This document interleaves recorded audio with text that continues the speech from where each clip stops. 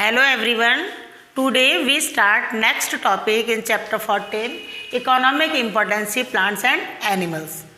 Last जो lecture है उसमें हमने लैग कल्चर और फिशरी के बारे में पढ़ा था और आपको साथ में मैंने ये भी बताया था कि इसमें किस तरह से क्वेश्चन बोर्ड में पूछे जाते हैं। अब जो नेक्स्ट टॉपिक है वो है हमारा एनिमल हस्बेंड्री। एनिमल हस्बेंड्री जिसमें एनिमल्स को पाला जाता है अपनी इकोनॉमिक पोजीशन बढ़ाने के लिए। तो हमारे जितने भी पुअर जो फैमिलीज़ हैं जो विलेज में रहते हैं वो साथ में एनिमल्स को पालते हैं, जैसे दूध बेच करके या ऊन बना करके शिप से गॉड से शिप बना ले करके, पोल्ट्री यानी अंडे और चिकन के लिए। तो इन सब के बारे में हम आज पढ़ेंगे। तो सबसे पहला है आपके एनिमल हस्बेंड्री है क्या।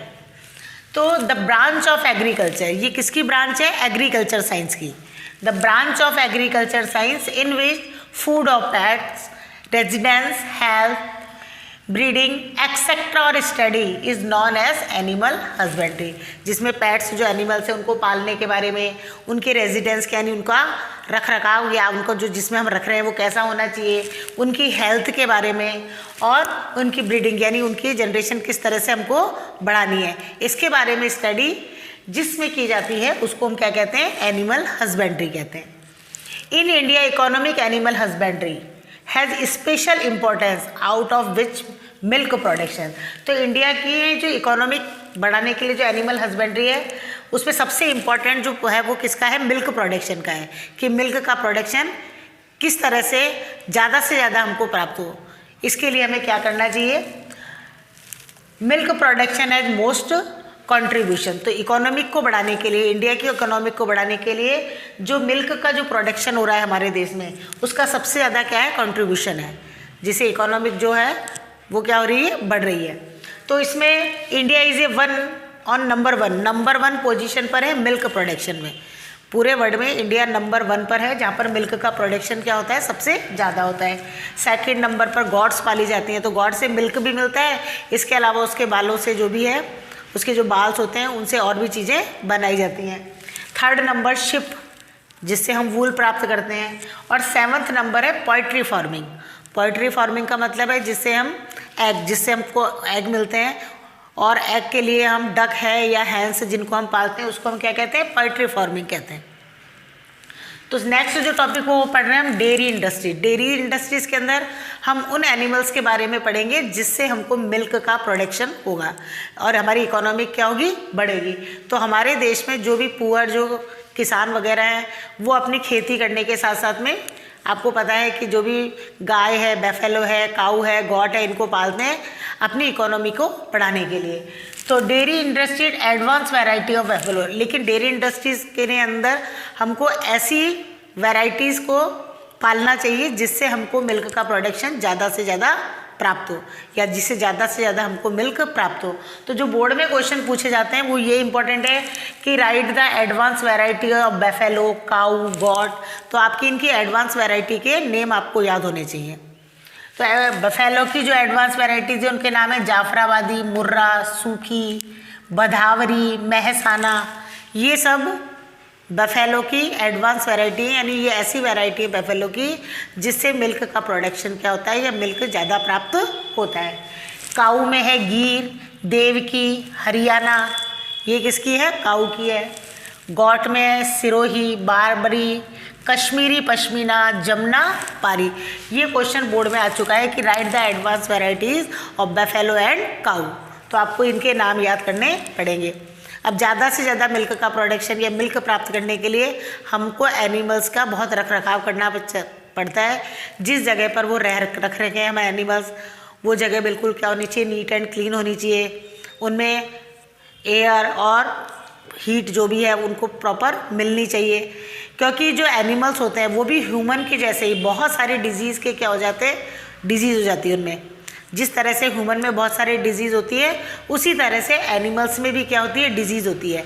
और जैसे ह्यूमन्स में वैक्सीन्स लगाए जाते हैं डिजीज़ से बचाने के लिए, उसी तरह से एनिमल्स में भी वैक्सीन लगाए जाते हैं बहुत सारी डिजीज़ से बचाने के लिए। तो कौन कौन सी जो डिजीज़ हैं वो होती हैं? चिकन पॉक्स, आप जानते ही ह्यूमन में भी होती है, उसमें भी ट्यूबरक्यूलोसिस जिसको हम टीबी कहते हैं, स्लग, रस्ट, ग्लैंड डिजीज़, ये सब किसके अंदर होती हैं? एनिमल्स के अंदर भी होती हैं। तो इन डिजीज़ से बचाने के लिए टाइम टू टाइम एनिमल्स में भी वैक्सीन या वैक्सीनेशन किया जाता है। तो मिल्क का प्रोडक्शन जिससे भी हमको मिल रहा है वो किसके अंदर आता है? डेयरी इंडस्ट्रीज़ के अंदर आता है। नेक्स्ट टॉपिक है पोल्ट्री। तो पोल्ट्री के अंदर जो पोल्ट्री जिसमें हैंस है या डक है, उनकी रियरिंग किस लिए की जाती है? एग और चिकन के लिए। एग और जो चिकन है उसमें सबसे ज़्यादा प्रोटीन पाया जाता है, और हमारे जो इंडिया है उसमें बहुत सारे जो लोग हैं वो एग और चिकन का अपने फूड के रूप में क्या करते हैं? यूज़ करते हैं। तो एग के लिए India is on 7th position in poultry farming. तो हमारे पूरे वर्ल्ड में इंडिया कौन से नंबर पर है? 7th पोजीशन पर है पोल्ट्री फार्मिंग के लिए। अब जो पोल्ट्री के लिए आप जो हैंस है या डक है जिनको आप पाल रहे हैं, उनका भी हमको बहुत सारी चीज़ें, उनको किस तरह का हमको फूड देना चाहिए, उनको किस तरह से हमको सुरक्षा या देना चाहिए, किस तरह से उनको उनकी जो रख रखाव है वो किस तरह से करना चाहिए, इन सब बातों का भी हमको ध्यान रखना पड़ता है। तो फूड में मेज़ है, मिलेट है, व्हीट है, ये सब किसको दी जाती है? हैंस को दी जाती है। अब एडवांस वैरायटी, अब इनमें भी आपको मोस्ट इम्पॉर्टेंट जो क्वेश्चन है वो यही है कि एडवांस वैरायटी बताइए। तो होम बर्न जो वैरायटी है उनके नाम है असीद, कर्मनाथ, बसरा, चटगांग, ये सारी किसके नाम हैं? होम बॉर्न वैरायटी के हैं। ये किसकी है? हैंस की है। इसके बाद में फॉरेन जो है उसमें white Leghorn, Rhode Island, Plymouth Rock, ये सब कौन सी वैरायटी है? फॉरेन वैरायटी है। तो इसमें सबसे अच्छी जो वैरायटी फॉरेन जो वैरायटी है वो ज़्यादा अंडे देती है, इसीलिए इनको हम पालते हैं। और इसमें सबसे जो बेस्ट है वो है वाइट लेगॉन। ये 1 ईयर में जो 260 के करीब क्या देती है? ये एग देती है। यानी 1 ईयर में कम से कम कितने अंडे देती है? 260 एग देती है। तो सबसे अच्छी जो वैरायटी है वो कौन सी है? इनमें वाइट लेगॉन है। और बाकी जो हसीद है, कमनाथ है, इनके चिकन के लिए इनका क्या करते हैं? ज़्यादा से ज़्यादा यूज़ करते हैं। इनसे ज़्यादा क्वांटिटी में क्या होता है? चिकन मिलता है।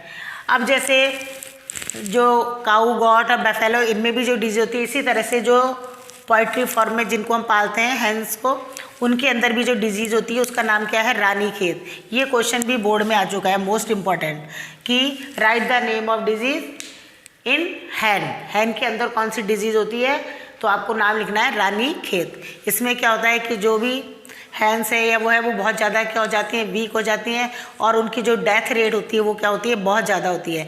बहुत जल्दी जल्दी वो क्या होने लगती हैं? मरने लगती हैं। इसीलिए इनसे बचाने के लिए भी उनको जो मुर्गियाँ उनको अच्छा रख रखाव, उनको अच्छा खाना दिया जाता है, उनके रहने की सुख सुविधाओं का जितनी भी है उनका ध्यान रखा जाता है। तो इस तरह से आज हमने पढ़ा है एनिमल हस्बेंड्री में dairy industries and poultry platform, जो पोल्ट्री है उसके बारे में पढ़ा है। तो आपको अपनी होमवर्क कॉपी में डेयरी इंडस्ट्रीज़ में जो एडवांस वैरायटी है, बफेलो, काऊ, गॉट, इनकी लिखनी है, डिजीज़ के नेम लिखने हैं। पोल्ट्री फार्म में इसमें आपको होम बोर्न और फॉरेन जो वैरायटी है उनके नाम लिखना है, और डिजीज़ के नाम लिखना है। और लास्ट क्वेश्चन जो आपको करना है, व्हाट इज़ एनिमल हस्बेंड्री। तो एनिमल हस्बेंड्री क्या है? The branch of agriculture science in which food of pets, residence, health, breeding etcetera of studies is known as animal husbandry. इन क्वेश्चन को आपको अपनी होमवर्क कॉपी में करना है। नेक्स्ट जो लेक्चर है उसमें हमारा ये चैप्टर क्या हो जाएगा? कंप्लीट हो जाएगा। Thank you.